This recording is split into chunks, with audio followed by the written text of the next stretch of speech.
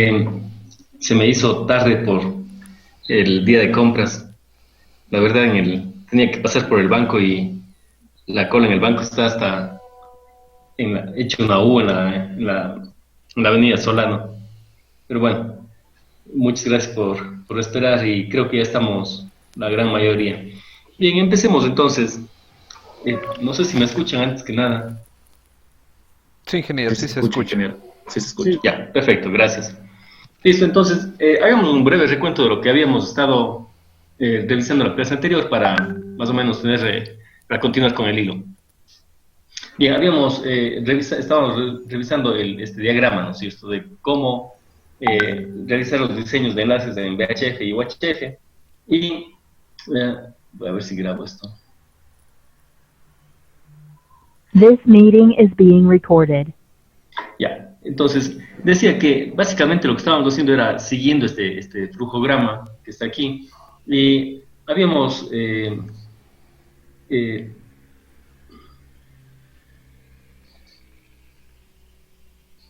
habíamos dicho que la primera cosa que tenemos que hacer es eh, recuperar el perfil topográfico, ¿no es cierto? Y para eso lo que necesitamos es saber el punto de transmisión y el punto de recepción. Repito, estos nombres son indiferentes, ¿no es cierto? Porque en la mayoría de los casos son enlaces full duplex o hard duplex, pero es decir, puede ser transmisor y receptor a la vez. Bien, una vez que teníamos el perfil topográfico, lo que teníamos que hacer era corregir ese perfil, ¿no es cierto? Y había una ecuación que, recordarán ustedes, estaba dada por este h de x, y para cada uno de los puntos del perfil, entonces teníamos que calcular esta altura extra que debemos de sumarle, ¿no es cierto?, a cada punto, para de esa manera corregir el perfil topográfico, y con eso, decíamos, ya podemos considerar de que la propagación es en línea recta. Bien, una vez que tenemos el perfil topográfico corregido, pasamos a definir si es que existe línea de vista entre los dos puntos, ¿no es cierto?, terminales. Y básicamente es gráfico, la cuestión es esta. Sí, podemos plotear en cualquier software que ustedes deseen y ver si es que existe o no línea de vista. Bien, en el caso de que no exista línea de vista, tendríamos que irnos por acá, ¿no es cierto? Y eso estaba pendiente todavía, habíamos llegado justamente hasta este punto. Luego, lo que vimos era esto, ¿no es cierto? ¿Qué pasa si sí existe línea de vista?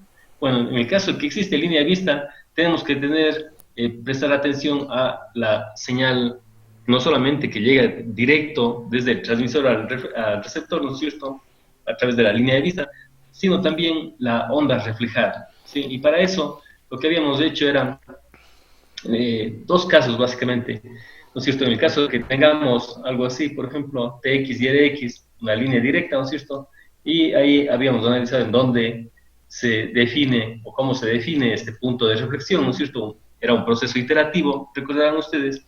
Y ese era un caso, y el otro caso era cuando entre el transmisor y el receptor, por ejemplo, existe un obstáculo, ¿no es cierto? Un obstáculo de la línea, si bien existe línea de vista, sí, pero existe un obstáculo para la onda reflejada. Es decir, la onda reflejada va a llegar al receptor tanto por una reflexión, ¿no es cierto?, cuanto por una dispersión, una difracción, perdón, en esta cumbre de aquí. ¿Sí? Entonces ahí habían dos pérdidas, ¿no es cierto?, una por reflexión y otra por difracción. En cambio, en este caso teníamos solamente unas pérdidas por reflexión. Bien, una vez que tenemos analizadas las pérdidas, ¿no es cierto?, vemos si es que esas pérdidas son mayores a 10 dB, es decir, básicamente consideramos si es que la onda reflejada es o no importante. En el caso de que la onda reflejada no sea importante porque ya sufrió una gran atenuación, nos vamos por acá, ¿no es cierto? Sí, nos vamos por acá. ¿Y qué es lo que tenemos que hacer? Es revisar la zona de Fresnel. Entonces, ¿qué era eso? El tema era de que si teníamos aquí algo así, ¿no es cierto? Había línea de vista, ¿no es cierto?, entre TX y RX, pero adicionalmente debíamos de cuidar la zona de Fresnel. ¿Y qué es esa zona de Fresnel? Recordarán que habíamos dicho que es un elipsoide, ¿no es cierto? Habíamos deducido esa ecuación, ¿no es cierto?, para determinar cuál es el ancho, ¿sí?, el radio, si ustedes quieren verle así, de la zona de Fresnel en cada uno de los puntos, ¿sí? Entonces, de esa manera definimos este elipsoide, ¿no es cierto? Y ahora lo que tenemos que hacer es ver si es que está garantizada la zona de Fresnel, es decir, si es que no existe ningún obstáculo, ¿no es cierto?, que esté dentro de esta zona de Fresnel. Y lo que estamos viendo es la primera zona de Fresnel, la que más se usa en la práctica, ¿sí? Bien, entonces, si es que tenemos una onda reflejada muy atenuada, ¿no es cierto?, despreciable su efecto, y adicionalmente está garantizada la zona de Fresnel, entonces nos vamos por esta ecuación, ¿no es cierto?, que es la ecuación de propagación en el espacio libre, súper sencillo. Caso contrario, van incluyéndose, ustedes pueden ver aquí, van incluyéndose atenuaciones, ¿no es cierto? Atenuaciones en este caso por efecto de la cumbre que podría estar no así como está ahora, sino algo así, por ejemplo, es decir, obstaculizando la zona de Fresnel, pero no obstaculiza la línea de vista. Sí, en caso contrario estaríamos por acá, ¿no es cierto? Bien, estos dos casos. ¿Qué pasa si es que la onda reflejada en realidad no se atenúa tanto y por lo tanto sí es de interés? Es decir, la cantidad de energía, de potencia que llega al receptor por la onda reflejada sí es de consideración, por lo tanto estaríamos por esta rama de aquí, ¿no es cierto? Y lo que vamos a ver ahí es si es que las alturas cumplen con el mínimo, y ese mínimo de altura está dado o está en función de la longitud de onda, es decir, en función de la frecuencia de operación del enlace. ¿Sí? En función de que si cumple o no, entonces aplicaríamos cada una de estas funciones. Y nos quedaba solamente por revisar esta parte de aquí. ¿Sí? Entonces, ¿qué pasa cuando no tenemos línea de vista? Bueno, en ese caso habíamos dicho de que puede ser debido a dos situaciones. No puede ser que no tengamos línea de vista porque hay algo así, digamos, ¿no es cierto? Sí, este es un punto, aquí está la antena, ¿no es cierto? Y tendríamos, en teoría, algo así, pero esta cumbre, ¿no es cierto?, está obstaculizando. Bueno, en este caso, sería por efecto de bloqueo de cumbre.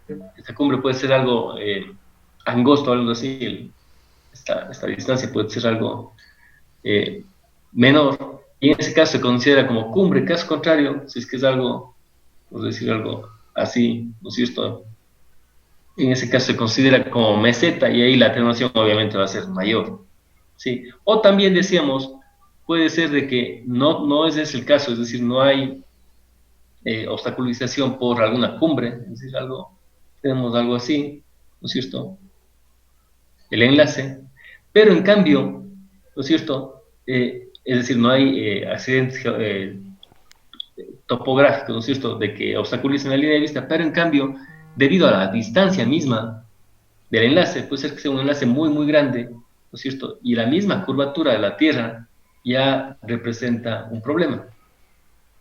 Supongamos que tenemos algo así, a pesar de que no hay, puede ser esto una llanura, todo plano, ¿no es cierto?, pero en cambio la misma curvatura de la Tierra ya es un obstáculo, ¿sí? Entonces habíamos definido cómo calcular la máxima distancia que se puede alcanzar con una antena, ¿no es cierto?, con una antena de una altura h, ¿no es cierto?, y habíamos dicho que eso lo deberían revisar ustedes. ¿Por qué?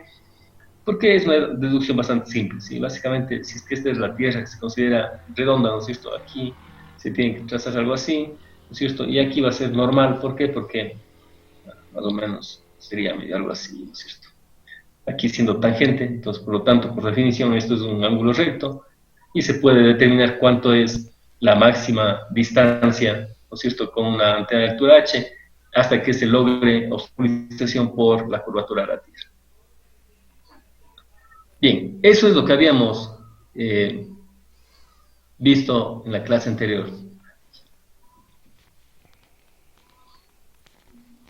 ¿Alguna consulta hasta ahí? Y básicamente son estas transparencias, ¿no es cierto? Determinación del punto de reflexión, cuando no había obstaculización. Esto es importante, acordaránse el uso de este nomograma, que era para determinar el B, ¿no es cierto? ¿Sí? El B que viene en estas ecuaciones. ¿Sí? ¿Sí? ¿Para qué? Para determinar el punto de reflexión. ¿Sí? El B, habíamos dicho, tiene el mismo signo que el C, ¿sí? Y cómo se utiliza es en función del coeficiente M, subimos aquí una línea, ¿no es cierto?, ¿hasta dónde? Hasta cuando toque la horizontal, cuidado se confundan, la horizontal del coeficiente C, ¿sí? En este caso, sería un M de 0.19 más o menos, y el C de 0.5. Entonces de aquí al 0.5 y seguimos desde ahí una paralela a estas líneas oblicuas que están aquí.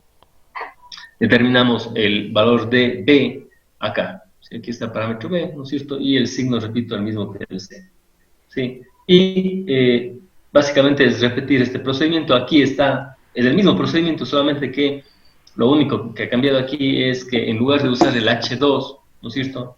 En lugar de ser aquí el H20, aquí está el HS0, que es la altura de esto. ¿Por qué? Porque la onda va a llegar, se está considerando que va a llegar hasta aquí, ¿no es cierto? No directo hacia el receptor. Sí, pero el procedimiento, repito, es exactamente el mismo.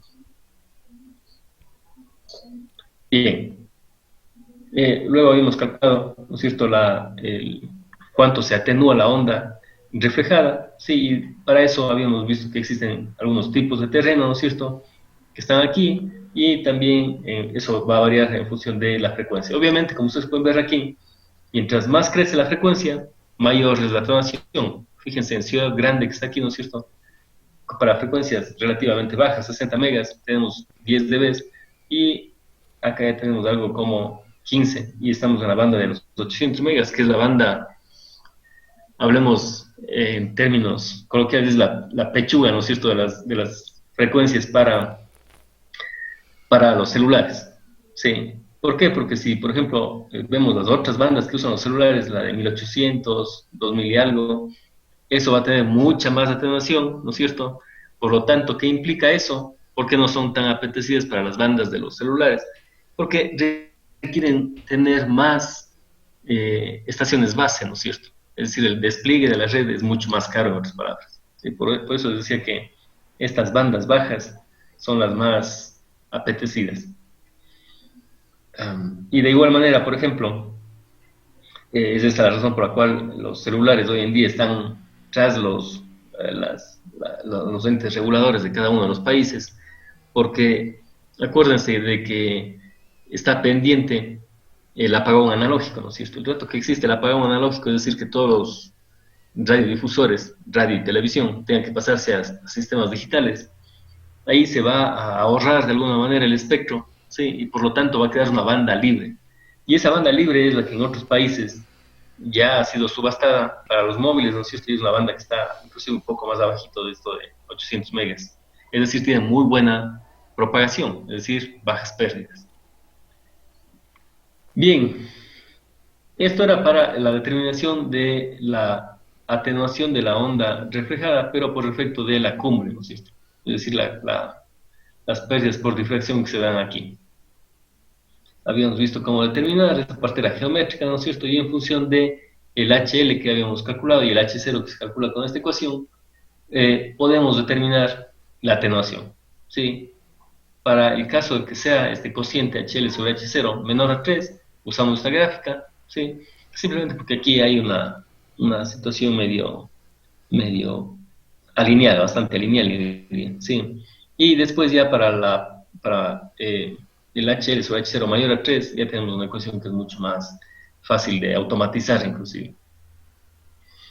Bien, habíamos visto cómo se determina la primera zona de Fresnel, que tiene esta condición de que la diferencia de camino sea menor a lambda sobre 2, ¿no es cierto? Sencillo. Habíamos visto cómo determinar si es que se cumple o no la zona de Fresnel, ¿no es cierto? Con la ecuación de la recta de Tx y Rx, comparando con la zona de despejamiento. Y habíamos llegado hasta este punto, ¿sí? Cómo calcular la distancia horizontal máxima que se puede alcanzar debido a la limitación por curvatura de la Tierra, ¿sí? Entonces esto, la distancia máxima, obviamente está en función de ¿qué? Está en función del radio de la Tierra, ¿no es cierto? Y está en función del radio de la Tierra real, no el real, o sea, el real es de aquí nada más, pero está en función del radio de la Tierra, considerando la propagación de la onda, ¿no es cierto? Que se curva un poquito en la atmósfera, ¿sí? El radio ficticio de la Tierra, ¿sí? Que es el K por A, siendo el K el 4/3. H la altura de la antena, ¿no es cierto? Y esa es la distancia máxima que podemos alcanzar. Listo. Bien, la forma de obstáculo entonces podemos tener, en el caso de que no sea curvatura de la Tierra el bloqueo, sino por accidentes geográficos. Entonces de ahí vamos a tener casos como este, que sería por cumbres, ¿no es cierto?, o por meseta, ¿sí? Es decir, una masa mucho más grande de tierra, ¿no es cierto? Puede haber enlaces que tengan el perfil topográfico de esta manera. Sí, va a depender mucho de qué, va a depender mucho de parámetros como la frecuencia de operación y también la potencia de los transmisores. Bien, y con eso está determinado todos los posibles casos del diagrama que vimos al inicio, y ahora lo que tenemos que realizar es determinar cuál es el nivel de potencia que llega al receptor. Sí, y ese nivel de potencia comparar con el mínimo requerido por el equipo, ¿no es cierto? Bueno, y adicionar ahí los márgenes de desvanecimiento y todo lo que nosotros queramos. Bien, ecuaciones de propagación radioeléctrica. Bien, esto de aquí, seguro que ustedes se van a acordar, esto de aquí no es más que la densidad de potencia, ¿no es cierto?, que vimos en teoría de antenas, ¿no es cierto?, que llega a ser, o llega a atenuarse con el d al cuadrado. Solamente para que se acuerden, ¿qué habíamos dicho? ¿De dónde salía este d al cuadrado?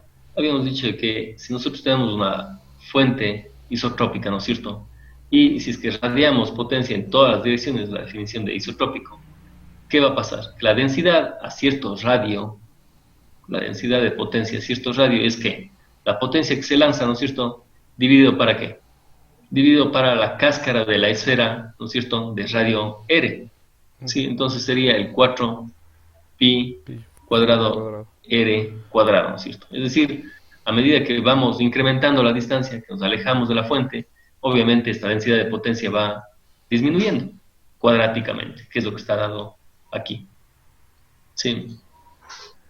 Bien, pero bueno, esto es cuando consideramos un radiador isotrópico, es decir, no consideramos antenas directivas, ¿sí? Pero si ya hacemos un análisis y si vamos introduciendo ya la directividad, por ejemplo, de los elementos, ¿no es cierto?, ¿vamos a qué? Vamos a tener cosas como esta ecuación de acá, ¿no es cierto?, donde ya es el campo eléctrico, ¿sí? El campo eléctrico es el que estaba aquí, ¿sí? Y la potencia radiada va a incluir ¿qué? La potencia radiada va a incluir las ganancias y pérdidas, ¿no es cierto?, en el transmisor y receptor, es decir, antenas, alimentadores, envejecimiento, lo que ustedes quieran, ¿no es cierto?, ¿sí?, que viene a ser acá. Y aquí están ya las directividades, ¿no es cierto? ¿Alguna pregunta de esta parte?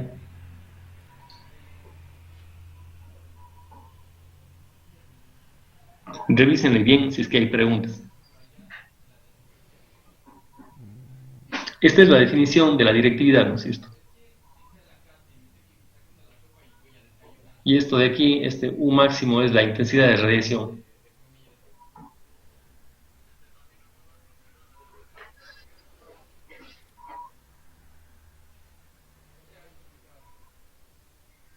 Aquí, si ustedes se fijan, el campo eléctrico está en voltios por metro, y acá estoy poniendo ya el campo eléctrico ¿en qué? En microvoltios, ¿no es cierto? ¿Sí? Y de igual manera la distancia aquí está en metros, y acá al incluir esto ya estaría la distancia ya en kilómetros. Perdón, en kilómetros. ¿Sí? Estos factores de aquí, repito, es para que el campo esté en micros y la distancia ya en kilómetros, ¿sí?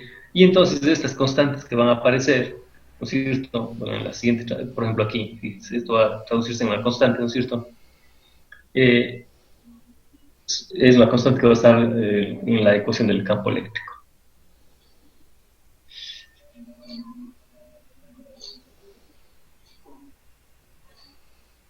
Sí. Dice, por lo tanto, la intensidad del campo eléctrico en el espacio libre, ¿no es cierto? Aquí están esas constantes, ¿en función de qué? En función de la distancia, la potencia que se radia, la directividad, ¿no es cierto? Estamos. Esta distancia, repito, ya está en kilómetros, ¿no es cierto? Sí, y aquí lo que estamos haciendo es simplemente sustituyendo esto por la potencia radiada efectiva, ¿no es cierto? Y si es que incluimos en este PERP, ¿no es cierto?, las pérdidas de los alimentadores, entonces sería que ya en dBs, es decir, aquí no están en debes de estos, por eso está el dislogaritmo acá, ¿no es cierto? En debes sumamos, ¿no es cierto? Y sería los debes de la ganancia o la directiva de la antena, ¿no es cierto? Asumiendo de que no hay pérdida en la antena, la potencia es radiada, las pérdidas de los alimentadores, ¿no es cierto? Y en los alimentadores, esto es en la pérdida de los alimentadores del transmisor, ¿no es cierto? Sí, es decir, de un lado, aún no está considerado lo del otro lado. Sí, esto sería entonces la propagación en el espacio libre. La ecuación A, que era la más sencilla, la primera del flujograma que habíamos visto. Bien, a Ingeniero, eso, una pregunta. por favor. En la potencia anterior, esa suma de ahí que se tiene de la ganancia y la potencia radiada y las pérdidas, eso es todo en dBs. Este term que está aquí, Sí, ese de ahí. Y los valores que tenemos acá, o luego hay que pasarlos a dBs. a ver, perdón.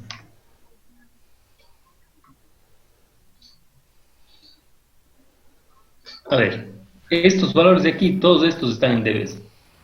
Todos, este también, sí. Y aquí la directividad decía como, asumimos de que no hay pérdidas, pasa a ser la ganancia, ¿no es cierto? Igual estos están en dBs, sí, todos estos en dBs. ¿Y cuál era la otra pregunta?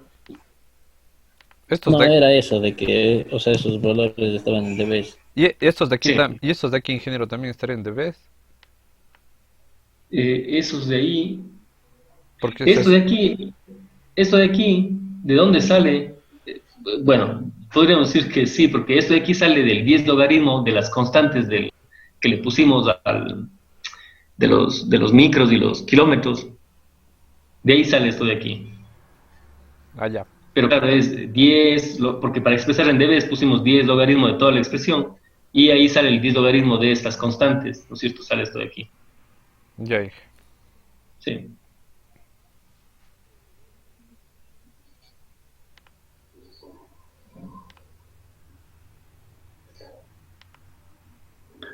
Ya, entonces, ahora, ¿qué pasa si consideramos ya no propagación en el espacio libre? Y recordarán inclusive la teoría de antenas, habíamos dicho, ¿cuál es el obstáculo más grande a considerar? La Tierra, ¿no es cierto? Y si consideramos la Tierra, ¿cómo se considera el efecto de la Tierra? Pues por la reflexión, ¿no es cierto? Y habíamos definido las pérdidas, inclusive que va a darse por las pérdidas de potencia del rayo reflejado, ¿no es cierto?, por efecto de reflexión, es decir, de absorción en el punto de reflexión, ¿sí?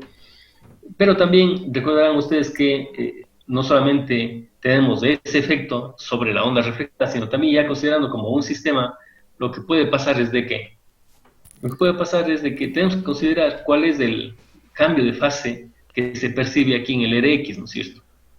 ¿Sí? ¿Por qué? Porque vamos a tener una señal que llega de forma directa, ¿no es cierto? Y vamos a tener una señal que llega de forma reflejada. Entonces, dependiendo de esa distancia de caminos, ¿no es cierto? Y dependiendo también del desfase que se produzca aquí, recordarán que eso depende si es que en el sistema se están utilizando antenas con polarización vertical o si se están utilizando con polarización horizontal, cambiaba eso, cambiaba una constante aquí, ¿se acuerdan?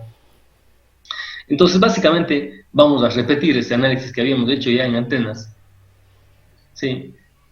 Vamos a repetirlo aquí. ¿Qué es? Bueno, primero tenemos un radio 1, ¿no es cierto?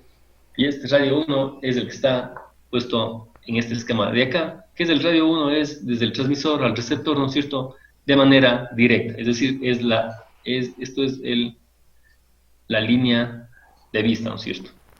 Ya. ¿Sí? Y el R2 es este que El va reflejado. así, ¿no es cierto? Va así y va para allá, que es el reflejado, pero por la teoría de imágenes, recordarán ustedes, podemos poner este HT acá debajo, ¿no es cierto?, y utilizar esto de acá, ¿sí? Que llega a ser lo mismo, pero es mucho más fácil geométricamente hablando, matemáticamente hablando. Entonces, ¿cuál es la diferencia de caminos? La diferencia de caminos va a ser la diferencia entre estos dos de aquí, ¿no es cierto? Y lo que vamos a hacer es entonces calcular cuál es cada uno de ellos. Bueno, para el primero, el R1 sería que, si hacemos este triángulo que está aquí, ¿no es cierto?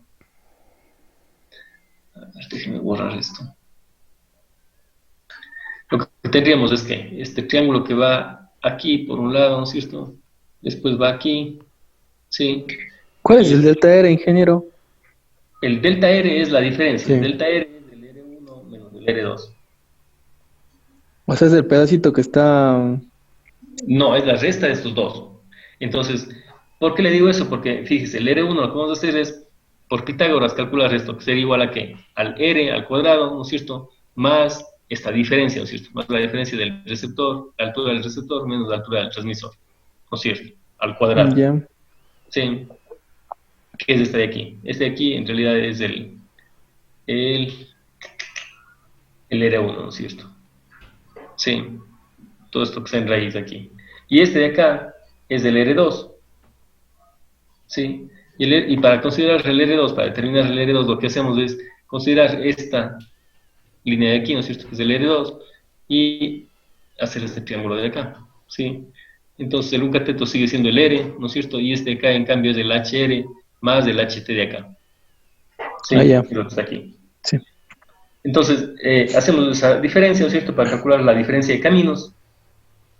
Y aquí es solamente álgebra. Lo que hacemos es sacar el factor común, ¿no? Sacar el factor común, el D, ¿no es cierto? Y me queda 1 más de esto. Y de ahí lo que estoy haciendo es usando el 1 más, ¿no es cierto?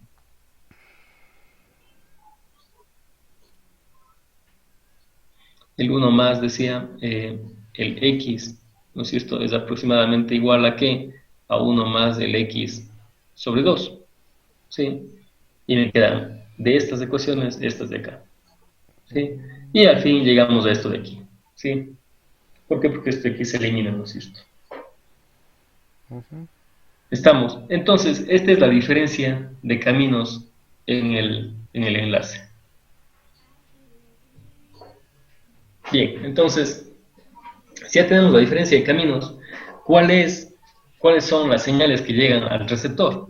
Bueno, vamos a considerar aquí, igual que hicimos en antenas. Repito, esto de aquí, para los que cogieron antenas el semestre pasado, esto es llover sobre mojado, ¿no es cierto? Ya vimos esto. Entonces, tenemos aquí ¿qué? El campo eléctrico, y estamos considerando un campo eléctrico súper sencillo, que es el isotrópico, ¿no es cierto? ¿Sí? La expresión para el isotrópico, acordarse de las componentes en amplitud, de las componentes en fase. Habíamos hecho algunas aproximaciones para la amplitud y algunas para fase, ¿no es cierto? Habíamos dicho que esto era más importante, ¿sí? Y el campo eléctrico que percibe el receptor, entonces, es que la suma de lo que llega de manera directa a través de la línea de vista, ¿no es cierto?, y lo que llega a través del rebote en la Tierra. ¿Sí? Sumamos esto, aquí está la expresión para el directo, en donde está el radio R1, ¿no es cierto?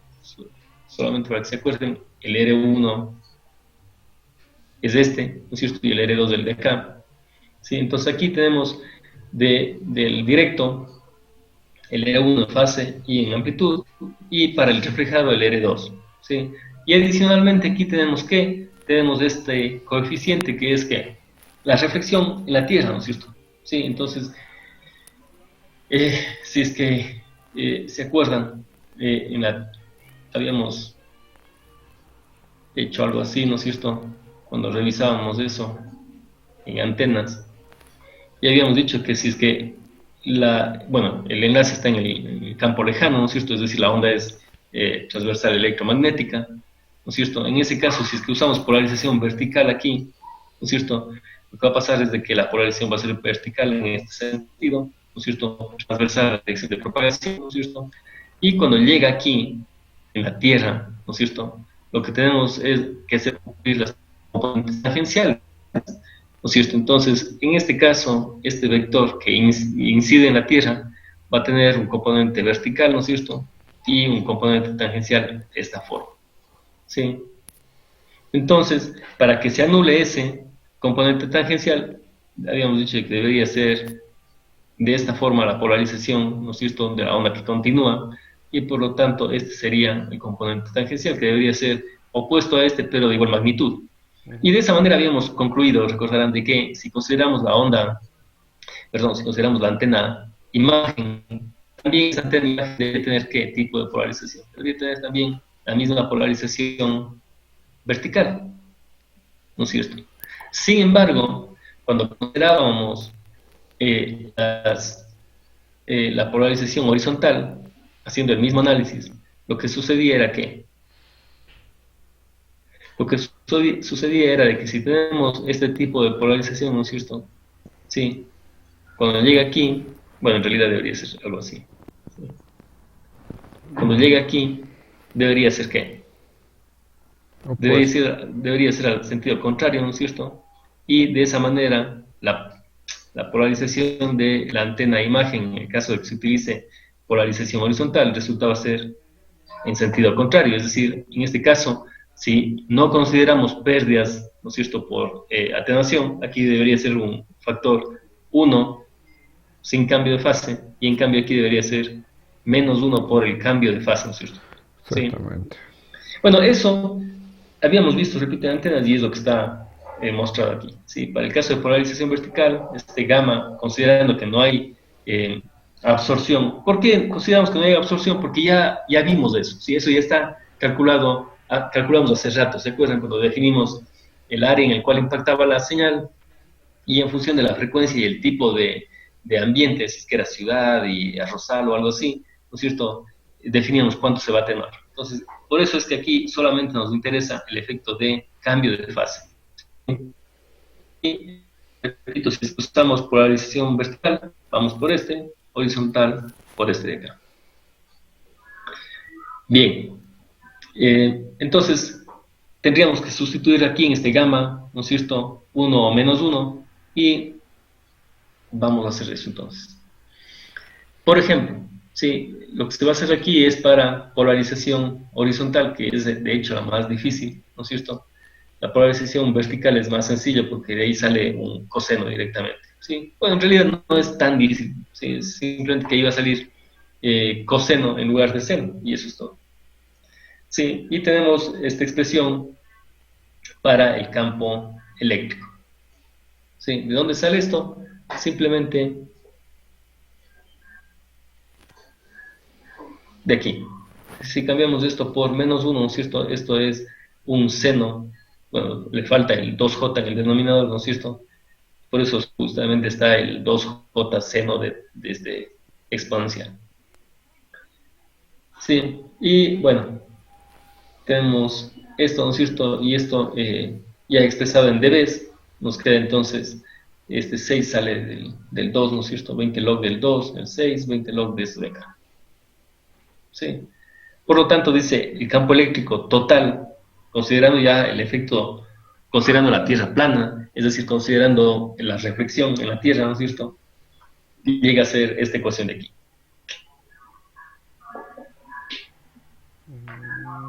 Preguntas.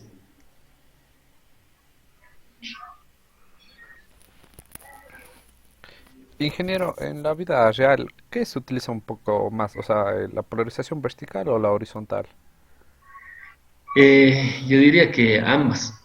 Yo diría que ambas. Sí, en realidad, en la práctica, usualmente se utilizan ambas al mismo tiempo. ¿Por qué? Si es que, por ejemplo, tenemos un enlace de microondas, usualmente se utiliza diversidad. Y en los primeros años, hablemos así, estamos hablando ya 20 años atrás, se utilizaba, lo más usado era diversidad espacial, es decir, dos antenas, ¿sí? Pero poco a poco eso ha ido decayendo y más bien lo que se hace es usar polarización, me confundo, diversidad por polarización, ¿sí? ¿Por qué? Porque tiene algunas ventajas, varias ventajas. Primero, que gasta menos en antenas, ¿no es cierto? Segundo, que la carga de viento en la torre es menor, porque no es lo mismo tener dos parabólicas aguantando ahí la carga de viento, ¿no es cierto?, que tener una sola. Después de eso, los puntos de falla son menores. Adicionalmente, no necesita, si consideramos, por ejemplo, con diversidad por frecuencia, no necesita tener otra banda de frecuencia, sino es de la misma frecuencia, pero está usando la otra polarización, ¿no es cierto? Sí, entonces hay algunas ventajas que hacen que y bueno, la electrónica también se ha desarrollado porque es complejo, más complejo la diversidad por polarización. Con el desarrollo de la electrónica ha dado más, que se abaraten costos y que sea más difundida este tipo de diversidad. Por lo tanto, ¿qué polarización se utiliza? Yo diría que las dos. ¿Sí? En la mayoría de los casos de enlaces carrier class que le llaman. Un equipo carrier class es un equipo que debe tener lo que se llama 5 nueves de disponibilidad, es decir, 99.999 debe estar garantizado, 99.999 del tiempo debe estar garantizado el enlace, ¿sí? Entonces, ese es un equipo carrier class, ¿no es cierto? Un equipo que usan los operadores, por ejemplo, de telecomunicaciones, y en esos casos, usualmente, son por diversidad de polarización. Ya, gracias, Inge. Ok. Listo, entonces, bien, veamos esta atenuación por sombra debido a cumbre, cómo se calcula. A ver, ¿qué es lo que tenemos? Bueno, aquí básicamente tenemos el modelo topográfico, ¿no es cierto? Tenemos el TX, por ejemplo, acá el RX, y están estas cumbres. ¿Qué es lo que vamos a hacer? Bueno, vamos a trazar, ¿no es cierto? En primera instancia, este punto de aquí, que es el punto en el cual, si ustedes se fijan, trazando una línea que une las cumbres, ¿no es cierto? Llegaríamos, perdón, llegaríamos a estar en este punto, sobre el transmisor. ¿Sí?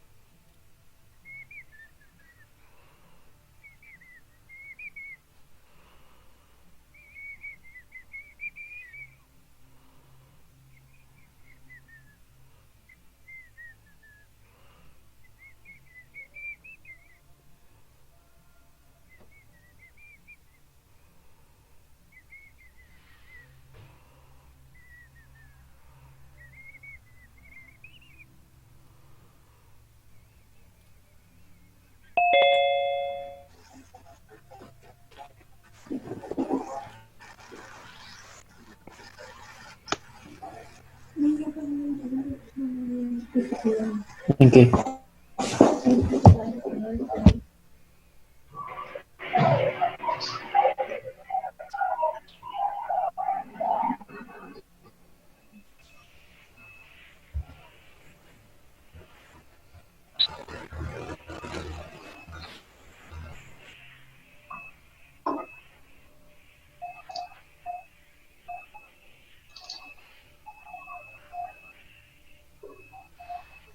Listo.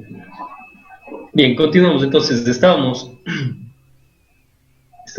viendo la atenuación de sombra debido a la cumbre, ¿no es cierto? Entonces, básicamente vamos a definir cuál es la atenuación que sufre la señal cuando tenemos este tipo de obstáculos, ¿sí?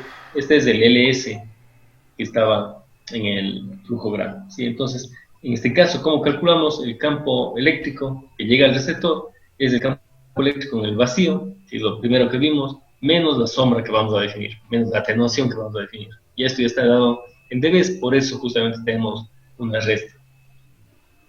Bien, entonces, ¿qué es lo que tenemos? En este ejemplo, tenemos dos cumbres, ¿no es cierto? Entonces vamos a tener que determinar las pérdidas por sombra de la cumbre. Tendríamos dos términos, un LS1 y un LS2, ¿sí? Bien, este es el esquema, ¿no es cierto? Lo que vamos a hacer entonces es calcular uno por uno. En el primer caso lo que vamos a hacer es colocar, asumir de que el receptor está dispuesto en esta cumbre, ¿no es cierto? Y por lo tanto el enlace solamente sería desde aquí hasta aquí, ¿sí? Y este sería esta es la cumbre de la cual vamos a determinar la sombra, ¿no es cierto? A esto lo vamos a llamar el D1 y a esto de acá el D2, ¿sí? Y posteriormente, una vez que calculemos ya la atenuación de esta cumbre de aquí, ¿no es cierto? Vamos a proceder a calcular la atenuación debida a esta cumbre, y para eso lo que vamos a hacer es, en cambio, considerar de que el transmisor, ¿sí? Este se encuentra acá arriba, en este punto, y ¿cómo determinamos ese punto? Bueno, unimos, ¿no es cierto?, las dos cumbres, ¿sí? Y justamente encima de donde está el transmisor, vamos a colocar el transmisor ficticio, ¿sí? Ya no consideramos esta cumbre, pero sí vamos a considerar esta cumbre de acá, ¿no es cierto? Es decir, vamos a determinar este H2 y hace rato determinamos el H1, ¿no es cierto? Con eso vamos a irnos a un nomograma y ahí vamos a definir cuánto se atenúa. Bien, ¿qué pasa cuando hay dos obstáculos? Si hay uno, no pasa nada, si tenemos, es el mismo procedimiento, quiero decir. Sí, sí, un solo obstáculo. Este es el caso más complejo y usualmente es el más frecuente. ¿Sí? Entonces, primero, lo que les había dicho. Tenemos que considerar el receptor en X2. ¿Sí? Este se va acá, ¿no es cierto? Y por lo tanto tenemos esta distancia de enlace. ¿Sí? Esto es el D ahora. Sí, y vamos a calcular las pérdidas, ¿no es cierto? Pero solamente de esta cumbre de aquí. ¿Sí? Entonces, para calcular esta expresión de aquí, ¿no es cierto? El D1 y el D2, repito, va a ser esto, el D1, y esto de acá, el D2. ¿Sí? Luego, una vez que vayamos al nomograma, ¿no es cierto? Calculamos las pérdidas, vamos para la siguiente cumbre, y para eso lo que hacemos es que considerar la posición del transmisor justamente vertical, ¿no es cierto? ¿Hasta dónde? Hasta donde nos dé la unión, esa línea, la unión de las dos cumbres, ¿sí? Entonces, lo ubicamos aquí, ¿sí? Y de esa manera trazamos esta recta, ¿no es cierto?, hacia el receptor real, ¿sí? Y determinamos, en la posición de la cumbre, determinamos este H2 de aquí, ¿sí? En ese caso, ¿sí? Vamos a usar aquí el H2 y en el otro vamos a usar el H1 en los nomogramas que vamos a ver a continuación. Ya, entonces, esta es la forma para determinar las pérdidas por atenuación. La verdad, como les había comentado al inicio, he sustituido todo lo que he podido por ecuaciones, pero esta, por ejemplo, no hay forma. Bien, aquí está las pérdidas que vamos a determinar, es decir, en este último nomograma, el nomograma número 9, ¿no es cierto?, que está puesto aquí. Sí. ¿Y cómo vamos? Bueno, aquí está el orden de utilización, es en realidad bastante fácil. Hay no hay mucho que revisar.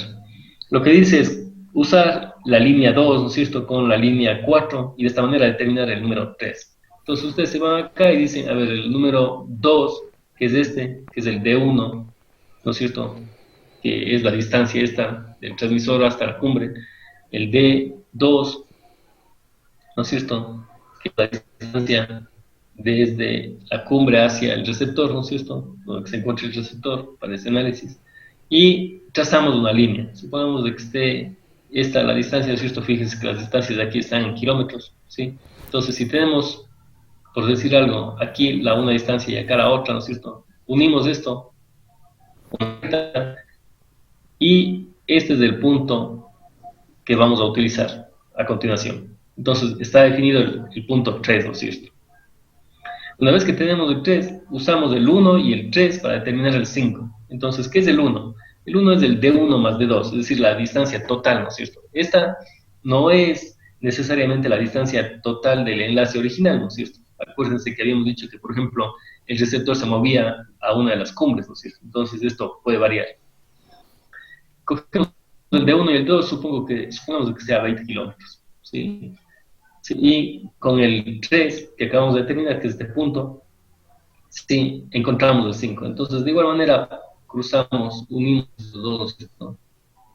El 3 y nos vamos hasta el 5. Supongamos que va algo por aquí. ¿Sí? Entonces, este punto de aquí es el que acabamos de determinar, el 5 que está aquí. ¿Sí? Con el 5 y el 6 determinamos el 7. El 5 es el que acabamos de determinar. El 6, ¿qué es? Es la H que habíamos visto hace rato. Esas H1 y H2, ¿no es cierto? Para cada una de las cumbres. Entonces, supongamos de que esa H estaba en, qué sé yo, unos 20 metros. ¿Sí? Unimos esto, ¿no es cierto? Y proyectamos hasta encontrar la posición en el 7, que es este de aquí. ¿Sí? Determinamos el 7, ¿no es cierto?, que es este punto de aquí, y el 7 con el 8 proyectamos hasta el 9 y ahí nos va a dar las pérdidas, ¿sí? El 7 que está aquí, ¿no es cierto?, con el 8 que depende de la frecuencia. Supongamos que estamos trabajando en, qué sé yo, algo de 800 megas, ¿no?, por aquí. Entonces unimos eso, y como ustedes pueden ver, en función de la frecuencia, si la frecuencia es más alta, ¿qué va a pasar? Supongamos que estemos ahora trabajando en 2 gigs, ¿no es cierto? Eso va a ser solamente el cambio de la frecuencia, ya implica que de que vamos a tener mayores pérdidas, ¿no es cierto? Que es lo que habíamos visto hace rato. Inclusive en la onda reflejada, ¿no es cierto?, en función de la frecuencia, a mayor frecuencia, mayores pérdidas, ¿sí? Y de esa manera entonces determinamos las pérdidas que están aquí. Sí, esto repetimos para las dos cumbres, ¿no es cierto?, en el caso de que existan dos, y el total de pérdidas sería la sumatoria de todas las LS.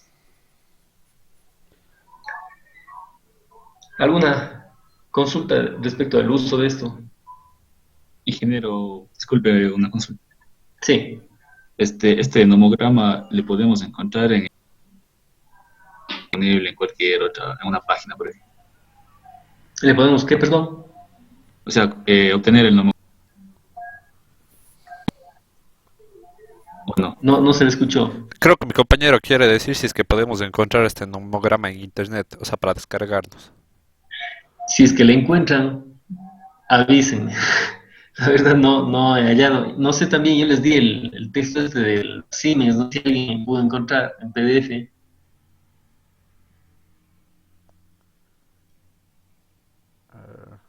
¿Se acuerdan que al inicio Yo de la sí he clase? buscado, pero no lo encontré.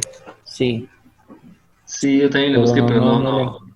Yo tengo copias físicas de esto, pero no en digital.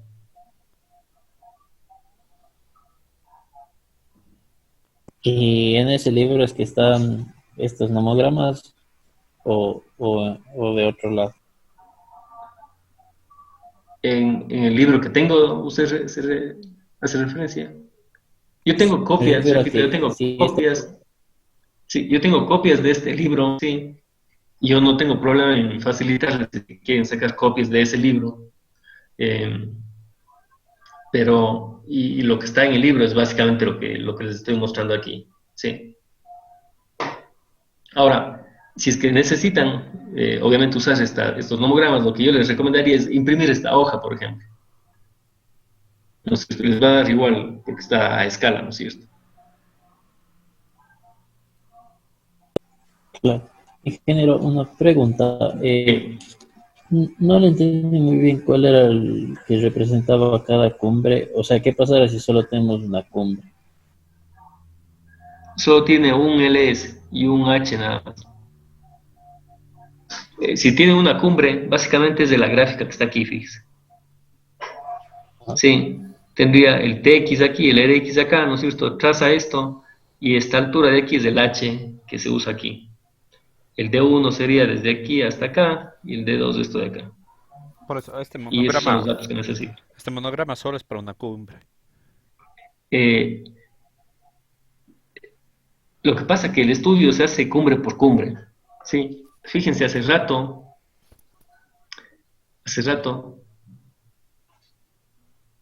¿no es cierto? Lo que hicimos era que considerar como que el enlace, si voy a calcular, repito, las pérdidas respecto de esta o debidas a esta cumbre, yo considero de que el receptor se mueve acá. Sí, entonces habíamos dicho de que este es el enlace ahora, cuando voy a calcular las pérdidas debidas a esta cumbre. Sí, entonces esto es el D1 y esto de acá el D2. Ya no es el D total, el D solamente es esto, fíjense. Ya no hasta acá, que es el D. ¿Sí? ¿Por qué? Porque voy a calcular solamente la atenuación debido a esta cumbre. ¿Sí? Y el H1 es, fíjense, el transmisor con el receptor ficticio que está en la cumbre, ¿no es cierto? Y esta es la distancia, perdón, de la cumbre de la cual voy a determinar. ¿Sí? Ya, Inge, y digamos para la última parte, porque nosotros considerábamos si es que digamos hay una cumbre muy cerca del RX, entonces nosotros considerábamos ya directamente esa distancia como que ya cogíamos solo la parte derecha, ya no teníamos que ver con la parte izquierda, no sé si recordaba o me explico. O sea, algo así, si es que digamos nosotros tenemos aquí un TX. Ya, Y ahí digamos, aquí tenemos una cumbre, aquí tenemos otra cumbre y aquí tenemos el RX, ¿no es cierto? ya, sí, Ya, entonces nosotros aquí siempre consideramos, digamos, como que para analizar esto, la distancia uno con respecto a este, ¿no es cierto? sí, Si analizáramos este, sería este con respecto a este, sería como que digamos mi nuevo TX y aquí mi nuevo RX. Y para el ya. último hacemos lo mismo aquí como digamos mi TX y aquí mi RX. Sería así, ¿no es cierto? No, eso era para la corrección de curvatura, si no me equivoco. Ya, Lo que, no, aquí exactamente. no aplica eso. Ya. Ujú. Una cosa que es necesario que lo tenga en cuenta es, en esta ecuación de aquí está esta ecuación para el DS y aquí también el DS está tachado, en el libro está puesto así, pero es incorrecto, es esta la expresión correcta. Sí. Ingeniero, pero cuando llegamos como si la antena estuviera en la segunda cumbre, ¿cómo hacemos luego para llegar o sea, a la antena real, en la ubicación real, en ese gráfico? O sea, al X. No le entiendo la pregunta. Primero, para ver la atenuación para la cumbre del H1, Ya, tomamos como si la antena estuviera en X2. ya. Eh, Luego, ¿cómo hacemos para tomar en el RX?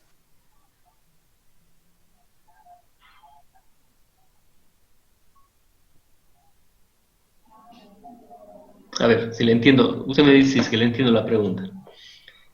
Cuando vamos a calcular las pérdidas de esta cumbre, ¿no es cierto? Este se mueve acá.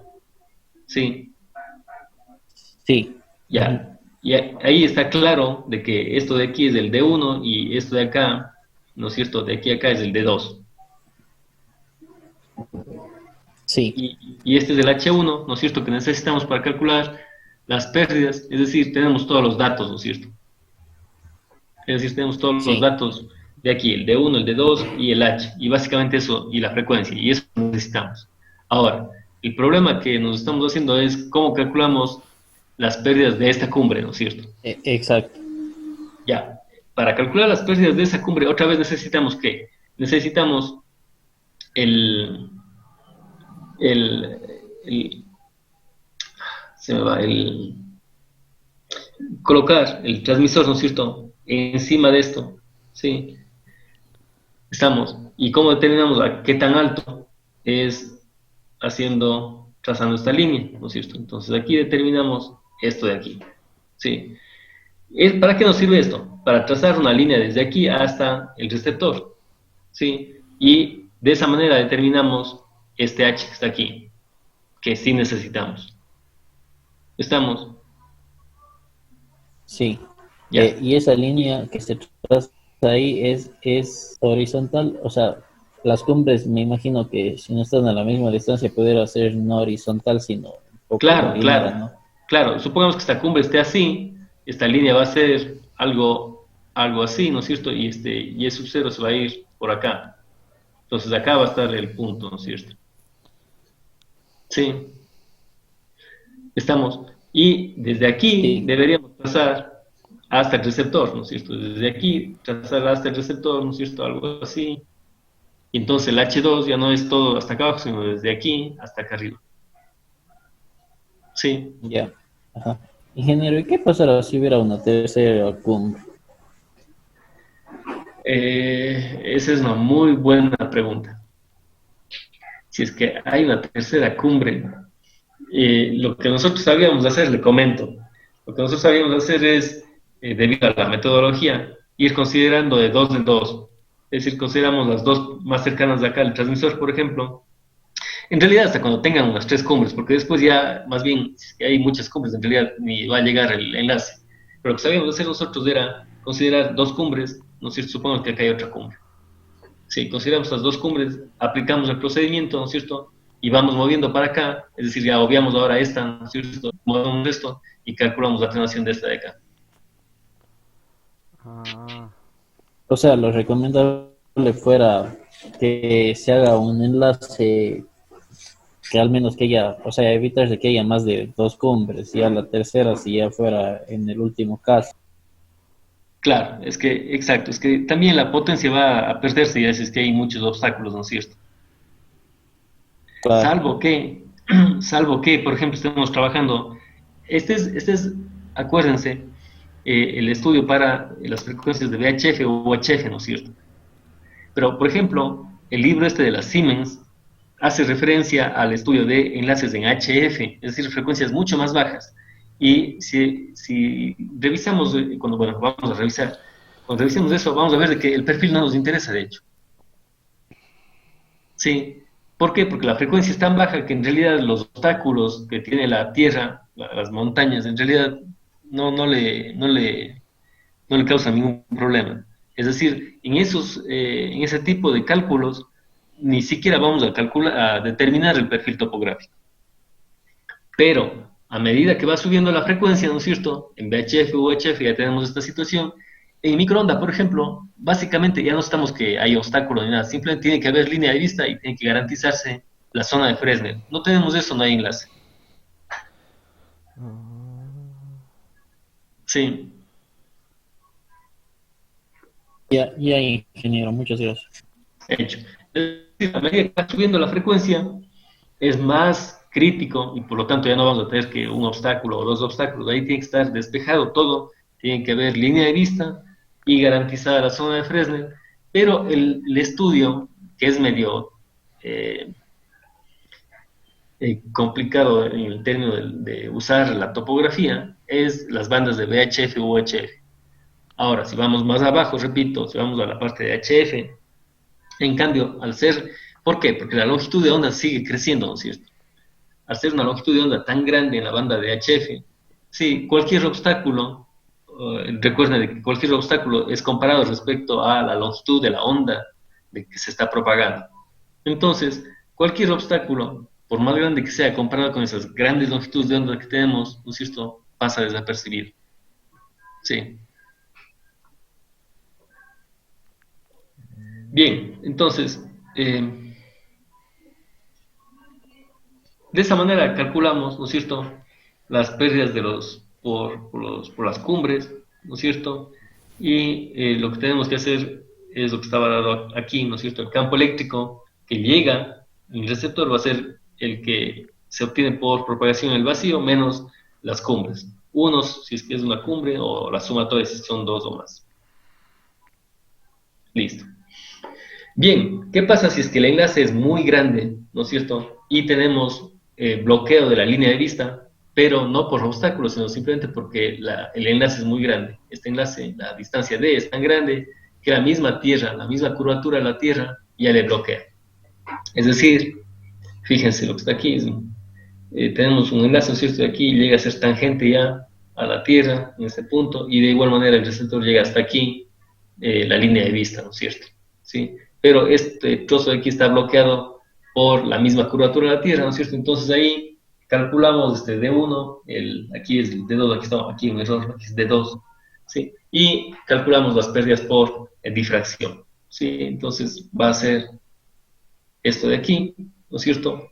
Y la intensidad de campo va a ser ¿qué? La intensidad de campo en el vacío menos las pérdidas por difracción. ¿Sí? ¿Cómo calculamos esto de acá? Bueno, allá vamos. Pérdidas por difracción, entonces, se calculan de esta forma. Sí, dado aquí el D1, el D2, ¿no es cierto? Estos dos tienen una forma de calcular y el D3 tiene otra forma de calcular, ¿sí? Es mediante el uso de este nomograma, ¿sí? Entonces, ya vimos cómo funciona, ¿no es cierto? Aquí nos dice cómo utilizar, ¿sí? Con el 1 y el 2 calculamos el 3. Una vez que tengamos el 3, 3 y 4 calculamos el 5, en donde están las pérdidas en dBs, ¿sí? Entonces, fíjense, aquí están las pérdidas para el LD1, ¿sí? Que es este de aquí, ¿no es cierto? Aquí están las pérdidas para el LD2, que es este trocito de acá, ¿no es cierto? Y aquí están las pérdidas para el LD3, que es el medio que queda sin contacto ni con transmisor ni receptor. Estamos. ¿Qué es lo que vamos uniendo? 1 con 2 es el 1, lo que tenemos aquí es la frecuencia en megas, ¿sí? El 2, lo que está aquí, que tenemos es la polarización vertical sobre el mar, ¿sí? Entonces aquí está, a ver qué dice aquí, ya, es el radio de la Tierra, ¿no es cierto? El radio de la Tierra que estamos usando, si no me equivoco.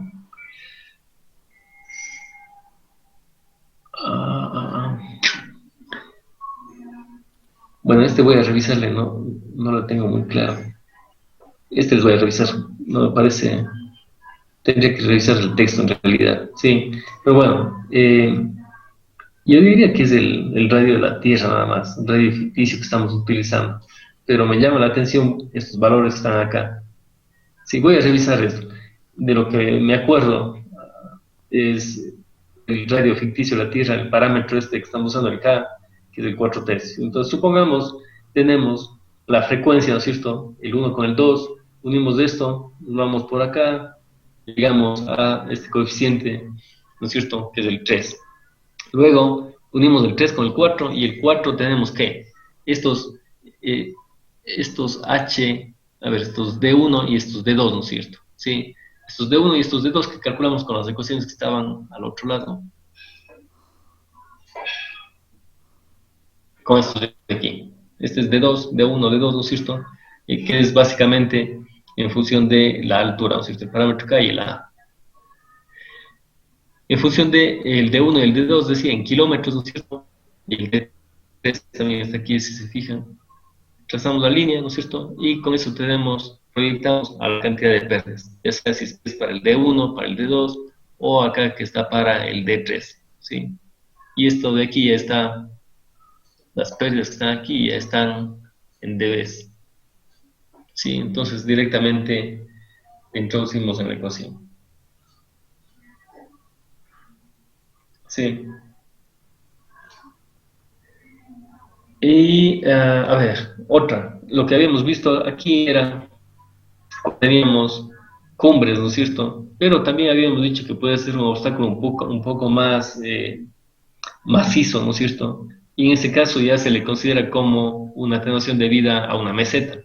Lo que va a pasar es de que aquí tenemos más pérdidas, básicamente eso, ¿sí? La ecuación para el campo eléctrico es el el campo eléctrico en el plano, ya no en el espacio libre, ¿no es cierto? Y menos las pérdidas que se den por la meseta. ¿Qué parámetros necesitamos? Bueno, aquí vamos a considerar el punto más, como hablemos así, el punto medio, ¿no es cierto? Aunque no, la gráfica no ayuda mucho. Punto medio para de la meseta, ¿no es cierto? Y en función de eso trazamos desde el transmisor, ¿no es cierto? Bueno, si ustedes se fijan, está aquí. Supongamos que aquí está el transmisor, el receptor, ¿no es cierto? Acá el transmisor. Estamos haciendo esto, yendo por el objeto tangente, ¿no es cierto? El que nos cruce, digamos aquí, de igual manera, del receptor, por donde que pase la tangente, ¿no es cierto? Y vemos en dónde se une acá, ¿sí? Y de ahí determinamos esta altura, ¿sí? Esta altura que va a ser la que usemos para calcular estas pérdidas LT, ¿sí? Bueno, una vez que definimos este punto, entonces bajamos esta recta y está definido el D1 y el D2, ¿no es cierto? Y eso es lo que vamos a utilizar. Sí, aquí está el nomograma para las pérdidas. Como comenzamos, fíjense, aquí está la forma de uso, ¿no es cierto? El 1 y el 2 para determinar el 3. El 1 es ¿qué? El 1 es el D1 en kilómetros y el 2 es ¿qué? Es el H que determinamos en metros. Sí, las alturas, acuérdense que lo que vimos al inicio de este paquete de transparencias, distancias en kilómetros, alturas en metros. Sí, entonces, cogemos el D1, supónganse que tienen, qué sé yo, 50 kilómetros, ¿no es cierto? Y una altura de, por ejemplo, 1000 metros. No mucho, quiero un poco. Sí, pasamos esto y determinamos el 3. ¿Sí? Una vez que tenemos el 3 y 4, ¿no es cierto? Para determinar el 5. ¿Qué es el 4? La frecuencia. Entonces, dependiendo de qué frecuencia tengamos, ¿no es cierto? Si es que es la frecuencia baja, vamos por ahí. A medida que crece la frecuencia, vamos para acá y obviamente tenemos que un incremento de dBs en esta dirección, ¿no es cierto? A más frecuencia, más pérdidas, ¿sí? Y aquí están ya las pérdidas en dBs, ¿sí? El LT de la ecuación.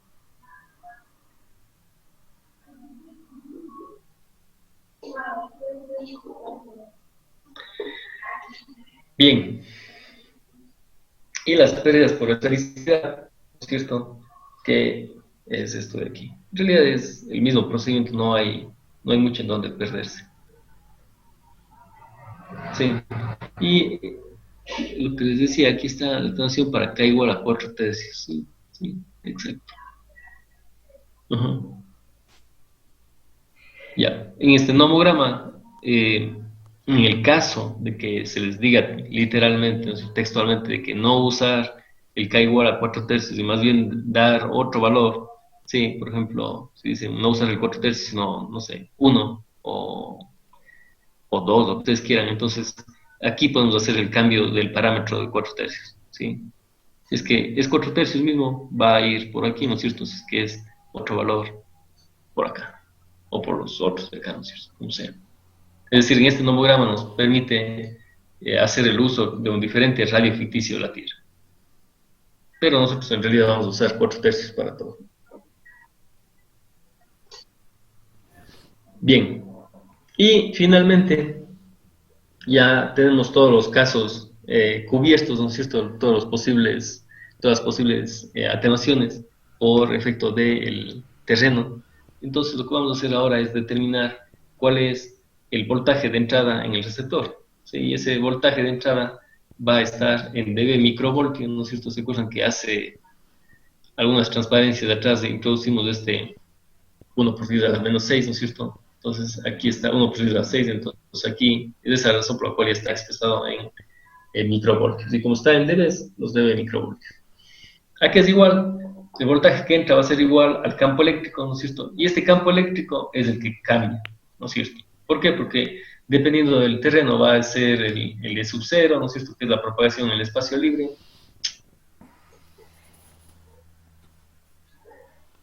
La propagación, decía, en el espacio libre. Sí. Esto puede ser el E sub 0, si es que tenemos propagación en el espacio libre, vamos a tener el campo eléctrico plano, y aquí también van a estar sumadas que las pérdidas por difracción, por los LS, los L de esfericidad, ¿no es cierto?, etcétera, etcétera, etcétera, ¿sí? Este es el parámetro que va a cambiar, ¿sí? Y estos de aquí son fijos, ¿sí? Y aquí están la ganancia, ¿no es cierto?, del receptor, y aquí están las pérdidas de los alimentadores en el receptor, ¿sí? Finalmente, entonces, la potencia de entrada al receptor, en función del voltaje que determinamos aquí, ¿no es cierto?, es esta expresión de aquí, donde también está considerado que está considerada ya la impedancia del cable, la impedancia de la guía o línea de transmisión que estemos utilizando. Y eso es. Esto tendríamos que comparar con los parámetros del equipo receptor, ¿no es cierto? Qué niveles de potencia o de voltaje mínimos puede aceptar para establecer el enlace, y si es que esto de aquí es mayor a esos valores mínimos que requiere el equipo receptor, estamos salvados, ¿no es cierto? Vamos a tener un enlace. Caso contrario, ¿qué vamos a tener que hacer? Bueno, vamos a poder jugar tal vez con los equipos, ¿no es cierto?, con las ganancias de los transmisores, receptores, mejorar los cables, ¿no es cierto?, como habíamos visto en el ejemplo anterior. ¿Qué más podemos hacer? De pronto, lo que podríamos hacer es variar la frecuencia, ¿no es cierto?, porque las atenuaciones también van a estar en función de la frecuencia, ¿sí? O, caso contrario, vamos a tener que usar un equipo más caro que va a tener un nivel de sensibilidad más bajo, es decir, puede trabajar con niveles de potencia menores, ¿no es cierto? ¿Sí? O también, otras opciones es que, si en realidad, por ejemplo, tengo un enlace que está algo así, ¿no es cierto? Sí, estoy haciendo los cálculos de aquí a acá y eso no me da, bueno, posiblemente otras opciones es que irme desde aquí hasta aquí y desde aquí hacer otro para acá. Sí, múltiples opciones, obviamente ahí va a depender de las disponibilidades, costos, etcétera, etcétera. Ingeniero, tengo una pregunta con Sí. los monogramas. Ujú. Como uno, cuando realiza los cálculos, ya digamos, le da la pérdida o lo que sea exacto, con los monogramas no es así, porque obviamente estamos trazando rectas y encontrando. ¿Qué tanto se puede realizar, digamos, un cálculo de error con los monogramas? ¿Qué tan aceptables? Eh, bueno, le comento que inclusive este procedimiento es el que aceptaba antes. La verdad no he visto las formas que ahora recibe el ente regulador que antes era la Senatel. No sé qué estén usando, pero antes se utilizaba esta forma de cálculo. Sí, ahora, ¿qué tanto puede perderse? Yo, de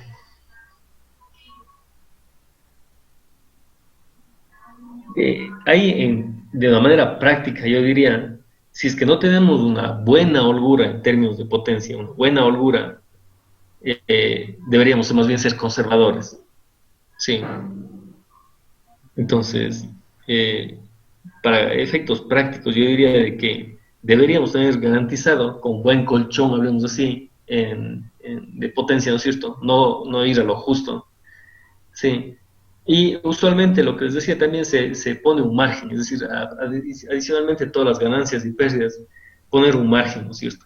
Sí. Eso es lo que usualmente se estila. Bien, gracias. Ahora lo que vamos a hacer justamente para comprobar la precisión o la exactitud de esta situación, lo que vamos a hacer es, como trabajo en la materia, vamos a hacer un cálculo de un enlace, ¿no es cierto? Y vamos a hacer a mano, ¿no es cierto?, usando este método, y también vamos a comprobar con el cálculo que realiza Radio Mobile, y ver qué tan diferentes salen los resultados, ¿no es cierto?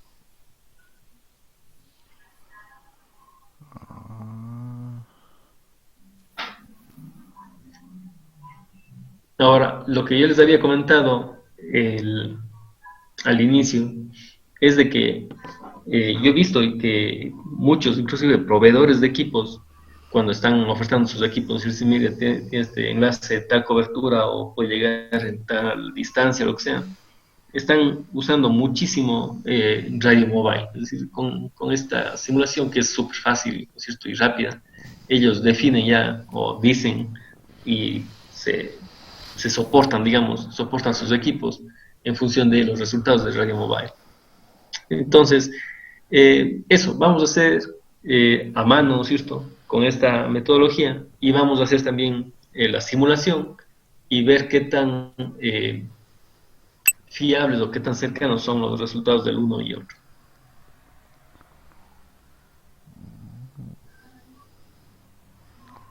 ¿Alguna pregunta adicional?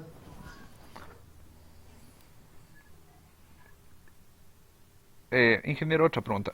Con el radio Sí. mobile, cuando se ocupa el radio mobile, eso tiene como, digamos, los datos de ahí se podrían decir que son como, digamos, conservadores, porque si nosotros metemos lo justo en el radio mobile, obviamente nos va a dar, pero no se están, digamos, aplicando algunos efectos que podría tener en la vida real. ¿Cómo cuáles? Mm, Tal vez yo que sé, un mal ajuste de la antena, o sea, no, que no sea, digamos, que no esté directivamente bien apuntada ya. Bueno, eso sí no va a considerar ahí, pero sí hay como incluir, por ejemplo, si es que quiere incluir esos efectos, puede usted disminuir las ganancias de las antenas que va a utilizar, ¿no es cierto? Es decir, si usted compra antenas de 15 dB, por ejemplo, dice, ¿sabe qué? Voy a poner unos 2 dB ahí, entonces simplemente le metemos 13 dB en la ganancia, ¿no es cierto?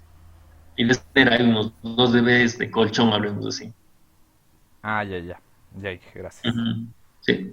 Ese tipo de efectos no consideran el software, ¿no es cierto? Pero el resto de propagación considera todo, es decir, Fresnel, reflexiones, etcétera, etcétera. Difracción. Ya. ¿Alguna otra pregunta?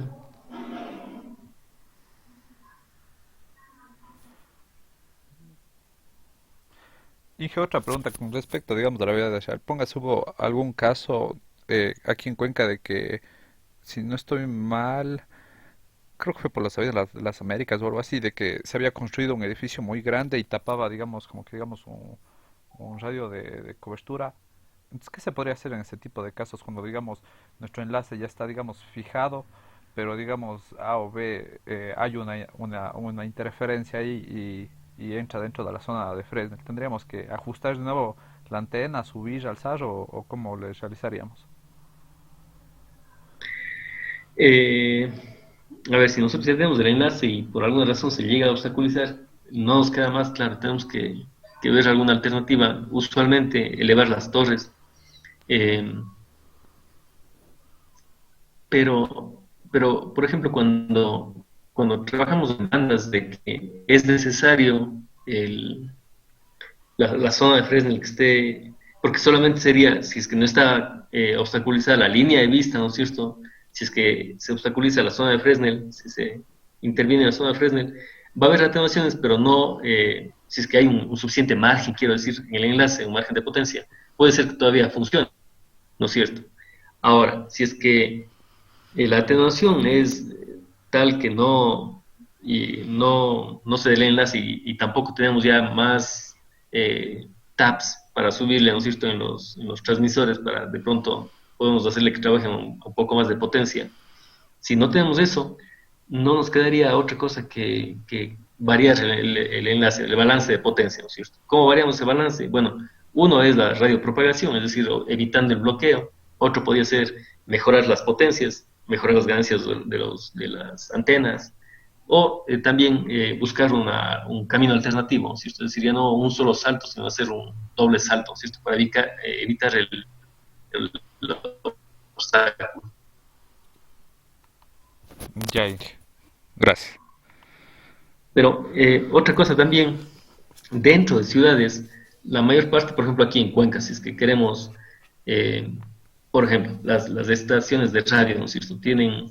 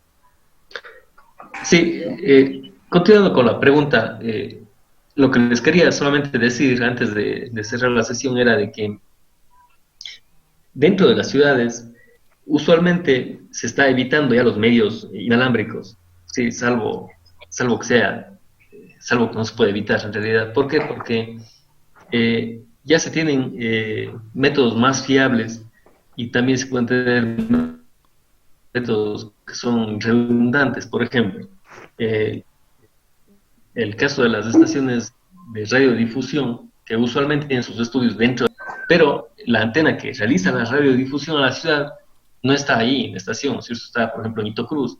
Entonces, lo que ellos tienen que hacer es generar el contenido en sus oficinas y mediante una microonda, por ejemplo, llevar, ¿no es cierto?, el contenido a Itocruz, ahí sí recién entra al radio AM o FM que hace la difusión. Sí, están haciendo ahora ya dentro de las ciudades por los costos que son de las fibras, de transporte y todo lo demás, ¿no es cierto?, y son redundantes encima, es ya contratar un enlace, ¿no es cierto?, de datos, ¿sí?, un enlace fijo. Entonces, cierta capacidad a través de una fibra y simplemente le ponen ese contenido en Itocruz, donde también, por ejemplo, Etapa tiene su nodo, ¿no es cierto? Sí, entonces para enlaces cortos, repito, casi que ya la fibra está poniéndose por encima de cualquier microonda. Sí, fíjense, inclusive la Universidad de Cuenca, ¿no es cierto? La Universidad de Cuenca antiguamente, yo me acuerdo, tenía enlaces de microonda para unir los campuses, ¿no es cierto? El campus de medicina con el campus central, pero hoy en día es mucho más barato, es más fiable, e inclusive el mantenimiento, ¿no es cierto? El simplemente tender una fibra o también rentar una fibra, ¿no es cierto? Ya sea capacidad de una fibra iluminada, ¿no es cierto? Es decir, que la empresa que les proporciona el servicio ponga los equipos terminales de fibra, o también lo que se conoce como una fibra oscura, es decir, Etapa, por ejemplo, o la empresa eléctrica, cuando tiene la fibra, no tienen un cable de una fibra, ¿no es cierto? Tienen un cable de unas 20 fibras por lo menos, y lo que hacen es usar las que pueden, las que necesitan, y si es que alguna empresa requiere, también pueden brindar o arrendar una fibra oscura, es decir, solamente le dejan ahí el hilo, ¿no es cierto?, de fibra, y la universidad en este caso será la que compre los equipos, ¿no es cierto?, transmisor receptor, y ella es la que se encarga del mantenimiento de eso. Sí. Ya lo entendí bien ahora sí. Ok, listo. Entonces, eso era, dejaríamos aquí la materia por el día de hoy. En este break de 4 días que tenemos, voy a ver si es que les preparo ya un trabajo para enviarles sobre eso. ¿En qué va a consistir? Básicamente en realizar el cálculo de un enlace, ¿no es cierto? Y haríamos manualmente el cálculo y también la simulación con Radio Mobile. Eso sería. Listo, Inge. Hecho.